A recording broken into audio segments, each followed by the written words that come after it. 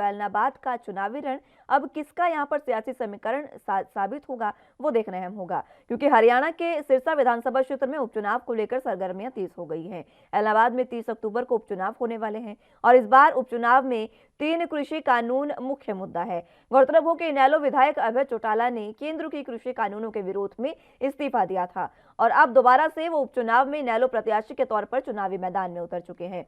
वहीं संयुक्त किसान मोर्चा की ओर से विकल्प 4 को हरियाणा में अपने उम्मीदवार के तौर पर उतारा गया है और सियासी मैदान को गरमा दिया है। दूसरी तरफ संयुक्त किसान मोर्चा ने विकल्प 4 की उम्मीदवारी पर भी विरोध जताया है। उनका कहना है कि विकल्प 4 से हमारा कोई लेना देना नहीं है। उन्होंने कहा कि सर्वसम्मति से हरियाणा संयुक्त किसान मोर्चा ने अपना उम्मीदवार घोषित किया है। अब आपको बता दें कि जो तमाम सियासी समीकरण है वो किस तरीके के बन रहे हैं, क्योंकि लगातार ऐलनाबाद में जो उपचुनाव है वो 30 अक्टूबर को होने वाले हैं। 2 अक्टूबर को नतीजे आएंगे और देखना होगा कि किसानों के समर्थन में यहाँ से विधायक देने वाले इनेलो नेता अभय चौटाला अपनी उम्मीदवारी एक बार फिर से साबित कर पाते हैं या नहीं, क्योंकि आपको बता दें कि पिछले 6 विधानसभा जो चुनाव हुए हैं उन 6 विधानसभा चुनावों में यानी कि पिछले लंबे समय से इनेलो का गढ़ ऐलनाबाद सीट मानी जाती है। लेकिन इस बार के सियासी समीकरण क्या बनते नजर आ रहे हैं ये फिलहाल देखने वाली बात होगी। आपको बता दें कि बीजेपी और जेजेपी गठबंधन सरकार में उम्मीदवार गोविंद कांडा को उतारा गया है, जिन्होंने हाल ही में पार्टी ज्वाइन की थी। कांग्रेस की बात करें तो पवन बेनीवाल को उतारा गया है, जिनको भरत बेनीवाल का समर्थन था, लेकिन उन्होंने वहां से वापस ले लिया। इनेलो की बात करें तो खुद अभय चौटाला मैदान में है और अगर निर्दलीय बात करें तो संयुक्त किसान मोर्चा की ओर से विकल्प 4 को मैदान में उतारा गया है। निर्दलीय उम्मीदवार के तौर पर ये चुनाव लड़ेंगे। अब देखना होगा कि सियासी समीकरण जो बन रहे हैं उनको ये तमाम नेता साध पाएंगे या नहीं, क्योंकि नामांकन सभी का हो चुका है। अब कुछ ही समय में चुनाव होने वाले हैं, ज्यादा समय चुनाव में नहीं रह गया है। आज 17 तारीख है और मात्र 18 दिन अब चुनावों में रह गए हैं, उससे भी कम दिन चुनावों में रह गए हैं। लेकिन अब देखना होगा कि सियासी समीकरण किस तरीके के बनते हैं।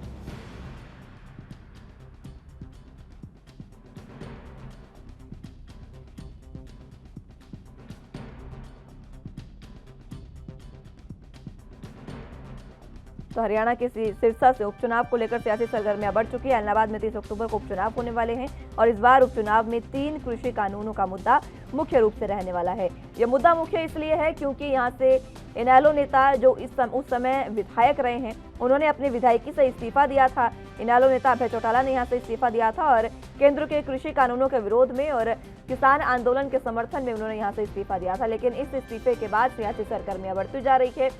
अब देखना होगा कि बीजेपी का भी यहाँ पर कहीं ना कहीं विरोध होता नजर आ रहा है, क्योंकि गोविंद कांडा मैदान में बीजेपी की ओर से हैं और कांग्रेस का फिलहाल हरियाणा में इतना कोई खास अस्तित्व नहीं है। ऐलनाबाद सीट में अभी तक कांग्रेस का कोई भी अस्तित्व नहीं है। आपको बता दें कि अभी तक कांग्रेस मात्र 3 बार यहां से चुनाव जीती है। 1967 में ऐलनाबाद जो है वो अस्तित्व में आया था और उसके बाद से मात्र 3 बार कांग्रेस यहां पर सरकार बना पाई है।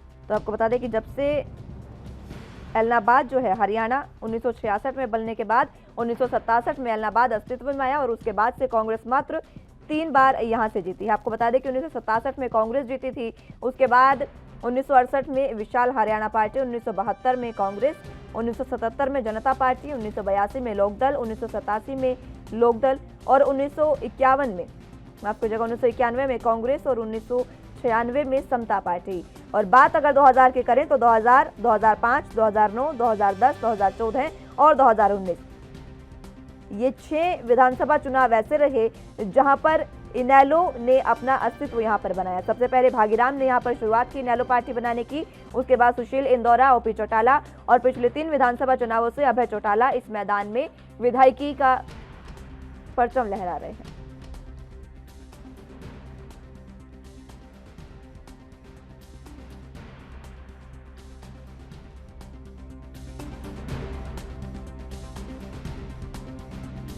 तो हमारे साथ फोन लाइन पर सुदेश कटारिया बीजेपी से जुड़ चुके हैं। बहुत स्वागत है सर आपका एनबी न्यूज पर। कटारिया साहब, जिस तरीके से लगातार सियासी सरगर्मियां बढ़ती जा रही है एलनाबाद चुनाव को लेकर, लेकिन बीजेपी का कहीं ना कहीं विरोध भी होता जा रहा है और कृषि कानूनों के विरोध में यहां से विधायकी से इस्तीफा दिया था अभय चौटाला ने, तो सीधे तौर पर ये मुद्दा जो है वो अहम रहने वाला है। अब आप किस तरीके से अपनी सियासी जमीन मजबूत करेंगे यहाँ पर? देखिए, सबसे पहले तो मैं आपको बता दूं कि कृषि कानून जिस समय अभय चौटाला ने इस्तीफा दिया तब भी नहीं थे। माननीय सुप्रीम कोर्ट ने उन पर स्टे कर दिया था और उसके बाद भी जिस प्रकार से ये लोग नैरेटिव सेट करते रहे। सबसे पहले इन लोगों ने नैरेटिव सेट किया कि जमीनें चली जाएंगी किसानों की, वो मुद्दा गौण हो गया। उसके बाद कहा कि एमएसपी खत्म हो जाएगी, तो उसके बाद वो भी मुद्दा गौण हो गया। अब उन्होंने नैरेटिव सेट किया कि मंडियां बंद हो जाएगी, वो भी मुद्दा गौण हो गया। तो कृषि कानून वाली अगर कोई बात है तो मुद्दे है नहीं। भारतीय जनता पार्टी आज चुनाव मैदान में है। जननायक जनता पार्टी, भारतीय जनता पार्टी मिलकर चुनाव लड़ रही है और हमारा उम्मीदवार गोविंद कांडा अच्छी वोटों से अब की बार इतिहास रचने का काम करेगा, क्योंकि एलनाबाद के लोगों ने लठ तंत्र और गुंडा तंत्र से पीछा छुड़वाने के लिए एक विकास की राह को चुना है। आज एलनाबाद के लोगों के पास अवसर है और उस अवसर को भुनाने का हर व्यक्ति प्रयास करेगा और आने वाली 30 तारीख को जब चुनाव होंगे तो भारतीय जनता पार्टी के पक्ष में लोग मतदान करेंगे। जिस प्रकार से लठतंत्र और गुंडा तंत्र इनका चलता रहा है, अगर तो अभय सिंह चौटाला जी जब विधानसभा चलती थी तो बार बार कभी जूता उठाते थे, कभी कुछ करते थे। आम आदमी के हक और हकूक की लड़ाई लड़ने की बजाय उसका रवैया हो रहा गुंडा तंत्र का, लठतंत्र का। तो आज एलनाबाद की जनता के सामने सब कुछ सच सामने आ गया। कृषि कानूनों की अगर बात करें तो कृषि कानून की बात कहीं है ही नहीं, वो नैरेटिव उनका फेल हो चुका है। उस बात को लेकर जो चुनाव मैदान में थे, सबसे पहले अभय सिंह चौटाला ने जब नामांकन किया तो सबसे पहले करुण जी का बयान आया कि किसानों से इसका कोई लेना देना नहीं है। तो किसानों और इनका भी गठबंधन की अगर कोई हम बात करें, जिस प्रकार से किसानों के नाम पर इसने इस्तीफा दिया था और उंगली कटा के शहीद होने का जो ढोंग किया था वो भी खत्म हो चुका है। आज भारतीय जनता पार्टी, जननायक जनता पार्टी का उम्मीदवार गोपाल कांडा अच्छी दौड़ में है और मुझे लगता है कि आने वाली 30 तारीख तक प्रचंड बहुमत से भारतीय जनता पार्टी के पक्ष में लोग मतदान करके भारतीय जनता पार्टी के कैंडिडेट को जिताएंगे। गोपाल कांडा सिरसा से विधायक हैं, गोविंद कांडा आपके उम्मीदवार है। मैं आपको एक बार याद करवा दूं, आप गोपाल कांडा बता रहे हैं उनको। लेकिन देखिए, जब तमाम जो चीजें हैं उसको लेकर कृषि कानूनों का मुद्दा तो सबसे अहम इन चुनावों में रहने वाला है, ये तो आपको भी मानना होगा, क्योंकि हरियाणा में जिस तरीके से कृषि प्रधान प्रदेश हरियाणा को माना जाता है, सबसे ज्यादा कृषि ही हरियाणा में होती है। वहां पर किसान अगर आपके खिलाफ हैं तो उसके बाद आप किस तरीके से समीकरणों को साध पाएंगे? ऐतिहासिक सरकार और ऐतिहासिक मुख्यमंत्री इन्होंने एमएसपी पर बाजरा खरीदने की बात की है। अगर मैं इलाहाबाद की बात करूं तो इलाहाबाद में सबसे ज्यादा बाजरा होता है, वो एकदम राजस्थान के तत्व क्षेत्र पड़ता है, वहाँ सबसे ज्यादा बाजरा होता है। बाजरे खरीद कितने की 2250 बाजरा आज तक बिका ही नहीं। और सबसे पहला ऐतिहासिक मुख्यमंत्री और ऐतिहासिक सरकार है जिन्होंने बाजरे की फसल को भी भावांतर भरपाई योजना में जोड़ा है। अगर किसी का बाजरा कम बिकता है तो 600 रुपए बोनस देने का काम कर रहे हैं। अगर किसी व्यक्ति और किसी सरकार, किसी दूसरी पार्टी के पास किसान हित में कोई काम किया हो, पिछले 10 साल का इतिहास उठा के देखना, बता दें चैनल के माध्यम से उन्होंने क्या काम किया है। पहली ऐतिहासिक सरकार ऐसी है जिन्होंने एमएसपी पर दाना दाना खरीदने की बात की।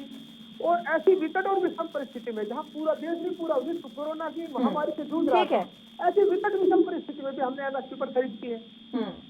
ठीक है कटारिया साहब, हमारे साथ रणवीर लोहन जी प्रवक्ता इनेलो से जुड़ चुके हैं। बहुत स्वागत है रणवीर जी आपका एनबी न्यूज पर। जिस तरीके से लगातार सियासी सरगर्मियां बढ़ती जा रही है, आगामी विधानसभा चुनाव, माफ कीजिएगा, आगामी उपचुनाव नजदीक है एलनाबाद के, और एलनाबाद का रण आप भी समझते हैं किस तरीके से लगातार गर्म होता जा रहा है। पिछले 6 विधानसभा चुनाव जहां से जो एलनाबाद सीट है वो गढ़ रही है इनेलो का, उसमें उस गढ़ में अब सेंध बीजेपी लगाने आ गई है और बीजेपी सीधे तौर पर कह रही है कि पिछले 10 सालों में आपने क्या किया इनेलो ने वहां पर, आप एक बार बता दें। पहले तो मैं इस मेरे भाई का एक जवाब दे दूं। तो मैंने अभी सुना है कि बाजरा के बारे में बात कर रहे थे, भारतीय जनता पार्टी के प्रवक्ता है मेरे भाई, कि हम भावांतर योजना में जोड़ रहे। आपने जब से भावांतर योजना शुरू की है, आपने किसी भी फसल का दाम आपने नहीं दिया। अब बाजरा की बात करें, अखबारों में 2 दिन पहले भी पढ़ा होगा और धरातल पे जाके अगर देखोगे तो बाजरा आपने भावांतर योजना के तहत किसी भी किसान को नहीं दिया। 2250 रुपए आपका एमएसपी है और आप 1100 और 1250 से ऊपर आपका बाजरा नहीं बिक रहा, तो आप किसान के साथ धोखा कर रहे हैं। और दूसरी बात, यहाँ जैसे इलाहाबाद की बात करें कि 10 साल में आपने क्या किया। 10 साल में आप धरातल पे आके देखिए। 2 साल पहले अभय सिंह चौटाला जी उस समय जीत गए थे जब आपका प्रधानमंत्री इलाहाबाद में रैली करके गया था। अगर इन्होंने कुछ नहीं किया होता तो आपने प्रधानमंत्री को सिरसा की बजाय इलाहाबाद भेजा था। और इलाहाबाद जाने के बावजूद भी, इलाहाबाद इन द सेंस मल्ले का गांव में, जो बहुत बड़ा गांव है इलाहाबाद का, और इलाहाबाद से और सिरसा के बीच में हो मल्ला का गांव, तो आपका प्रधानमंत्री को जब वहां रैली करनी पड़ी, उसके बावजूद भी अभय सिंह चौटाला जी वहां से 12,500 वोटों से जीते थे। तो आप विकास की बात कर रहे हो।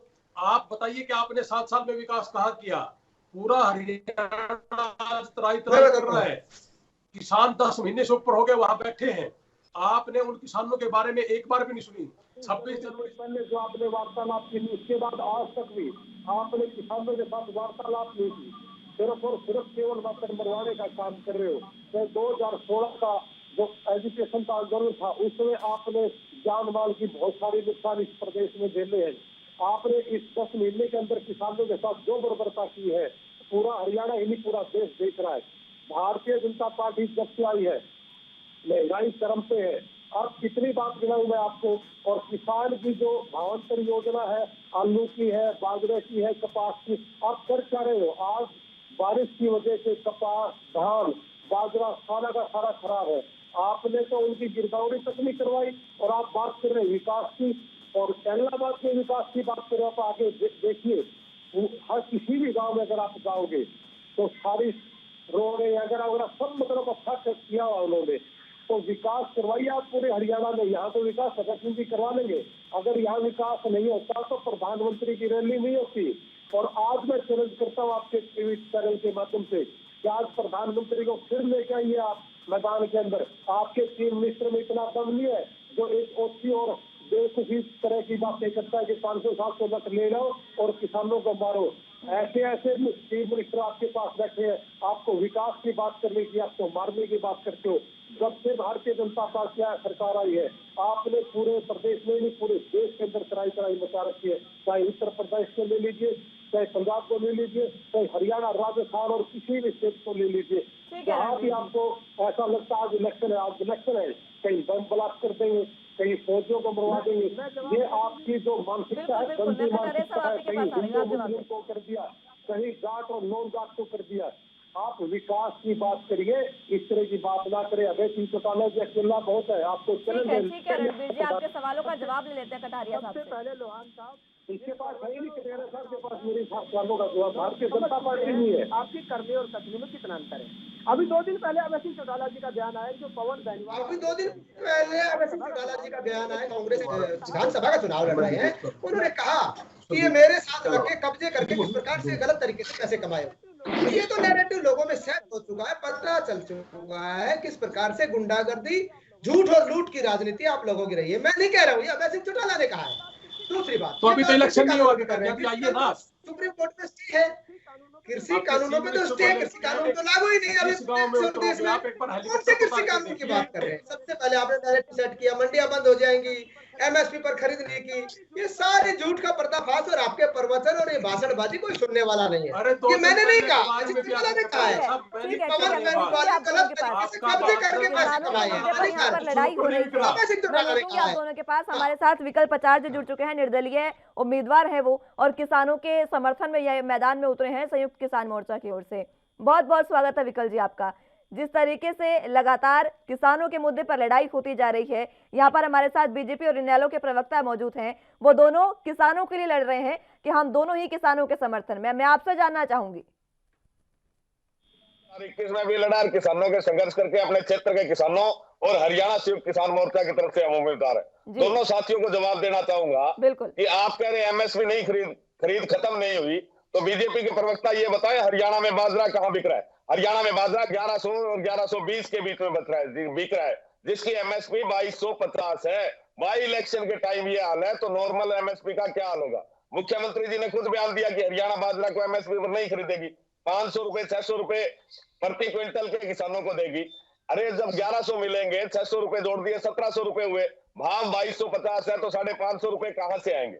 और जो दूसरे बात करते हैं कि किसानों के लिए इन्होंने इस्तीफा दिया तो वो ये बताएं किसानों के लिए इस्तीफा दिया। उस समय तो कहा था कि जब तक एमएसपी कानून लागू नहीं होगा, जब तक कि तीनों काले कानून वापस नहीं होंगे, तब तक मैं जनप्रतिनिधि नहीं रहूंगा।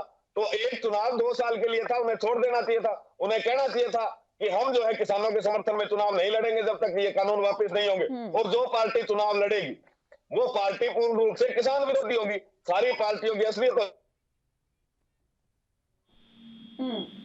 ठीक है लोहान साहब, मैं लौटूंगी पचार साहब आपके पास। लोहान साहब आपके पास आना चाहूंगी। हमारे साथ विकल्प पचार जी जुड़ रहे हैं। उन्होंने सीधे तौर पर यह कहा कि इनेलो को इस समय करना ही ये चाहिए था कि अगर यहाँ पर उपचुनाव हो रहे हैं तो आप मना कर देते उपचुनाव के लिए। अगर आपने आपके जो विधायक वहां से रहे हैं अभय चौटाला, उन्होंने किसानों के समर्थन में अगर इस्तीफा दिया तो वो यही कह देते, या तो आप किसान ही किसी को खड़ा कर देते, उम्मीदवार किसान को बनाते, या फिर वो कह रहे हैं कि आप चुनाव ही नहीं लड़ते। 2 साल की बात थी। देखिए बहन जी, सबसे पहले तो मैं आपको थोड़ा सा क्लियर कर दूं कि विकल्प प्रचार किसान मोर्चे की तरफ से इनका पर आपने कोई भी इलेक्शन कर सकता है। इस देश के अंदर ये अपनी मर्जी से अपने मंच के द्वारा श्रेष्ठ मोर्चे में विकल्प प्रचार के मंच को बाहर कर रखा है अपने मोर्चे से। ये केवल मात्र अपने खुद के निर्दलीय प्रत्याशी। दूसरी बात, अभय सिंह किसानों के समर्थन में तो नहीं दिया था। अभय सिंह चौटाला जी से श्रेष्ठ मोर्चे ने इस्तीफा मांगा था कि अगर आपकी जगह देवीलाल जी होते तो आज इस्तीफा दे देते, आप इस्तीफा दीजिए। कुछ कांग्रेस के साथी हमारे कहते हैं कि अभय सिंह चौटाला जी ने इस्तीफा दिया था आपने इसका बेनिफिट लेने के लिए, तो ये बेनिफिट कांग्रेस के लोगों ने क्यों नहीं लिया? और आज एक प्रक्रिया है इस देश के अंदर कि हमारे देश के अंदर 6 महीने के अंदर अंदर इलेक्शन होता है, लेकिन भारतीय जनता पार्टी वो नहीं हुए हैं। ठीक है, इसका जवाब हम बीजेपी के प्रवक्ता से लेंगे। ठीक है, मैं लौटूंगी आपके पास लोहान साहब, लेकिन फिलहाल वक्त एक छोटे से ब्रेक का है। फौरन हाजिर होंगे।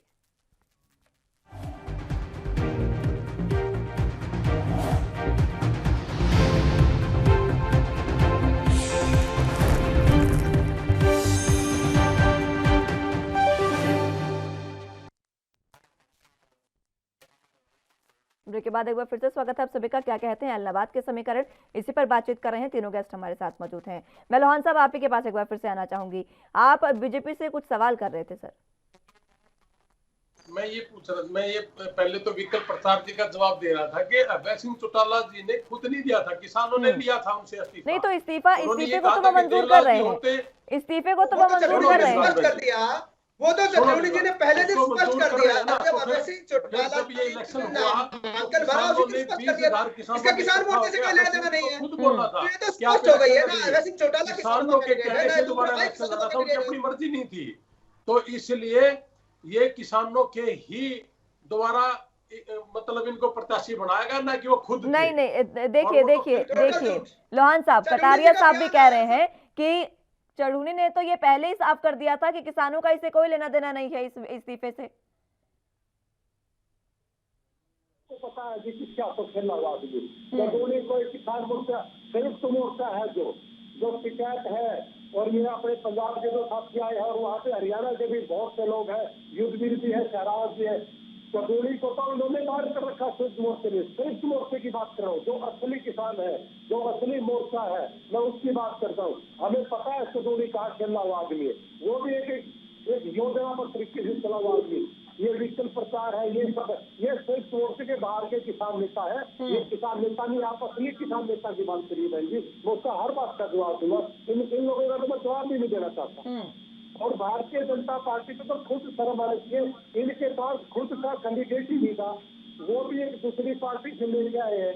और वो भी एक ऐसा मतलब कैंडिडेट है जो सड़क से संसद तक आप बलात्कारी बोलते थे, आज उसी को आपने कैंडिडेट बना दिया। आप इसके बारे में क्या कहोगे?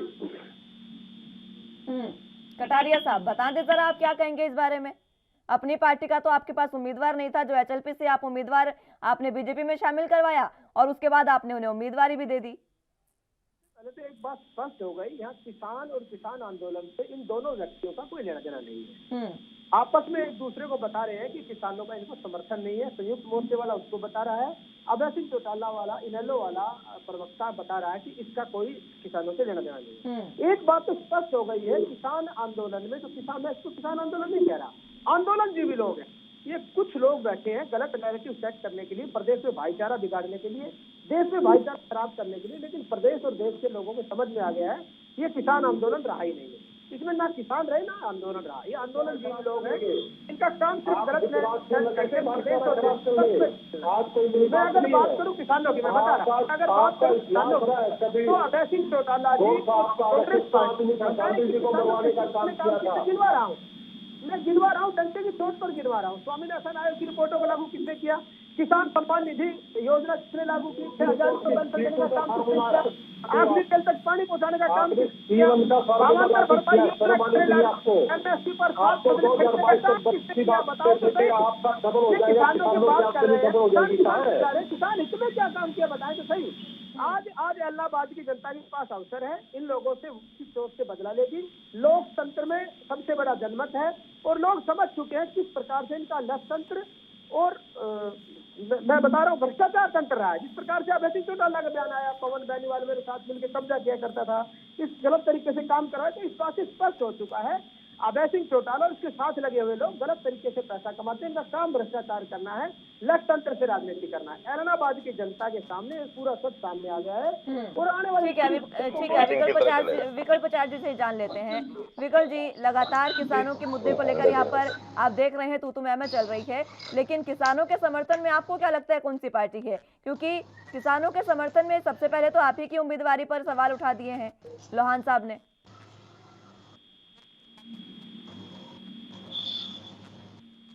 विकल्प जी, आवाज मिल पा रही है आपको?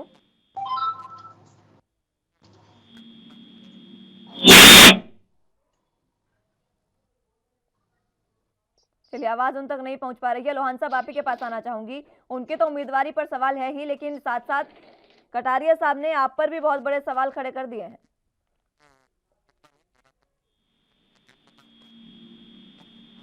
हेलो जी जी, आप मेरे से बात कर रहे हो? जी,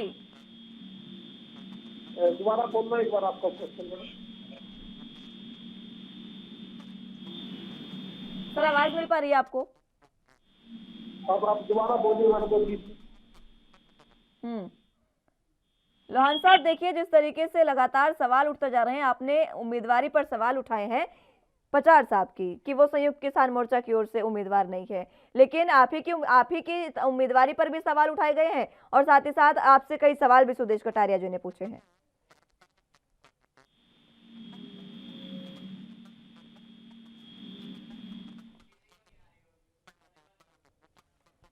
चलिए, संपर्क उनसे टूट गया है, लेकिन फिलहाल बहुत शुक्रिया आप तीनों का हमारे साथ जुड़ने के लिए और चर्चा हमारे साथ करने के लिए। लेकिन देखना सबसे अहम होगा कि आखिर जो समीकरण बन रहे हैं वो उम्मीदवारी किसान नेता की जो आई यहाँ पर, उससे सियासी समीकरण पूरे बदल गए हैं, लेकिन उनकी उम्मीदवारी पर भी कहीं ना कहीं यहाँ पर सवाल उठते नजर आ रहे हैं।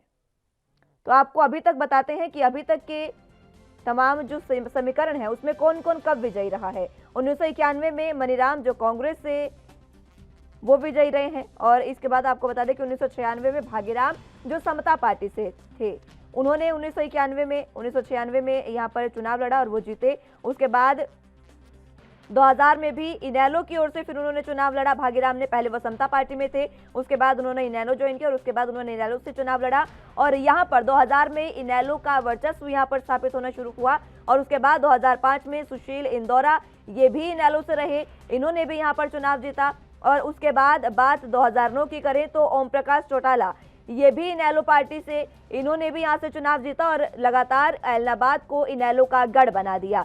उसके बाद 2010 में अभय सिंह चौटाला इनेलो से विधायक रहे। 2010 में उपचुनाव हुए थे, उस समय में 2009 में ओपी चौटाला ने यहाँ से इस्तीफा दिया था। उसके बाद 2010 में दोबारा उपचुनाव हुए। 2014 में भी अभय सिंह चौटाला जो हैं उन्होंने इनेलो से यहाँ पर अपना वर्चस्व स्थापित किया और 2019 में भी, यानी कि बाद 2000 की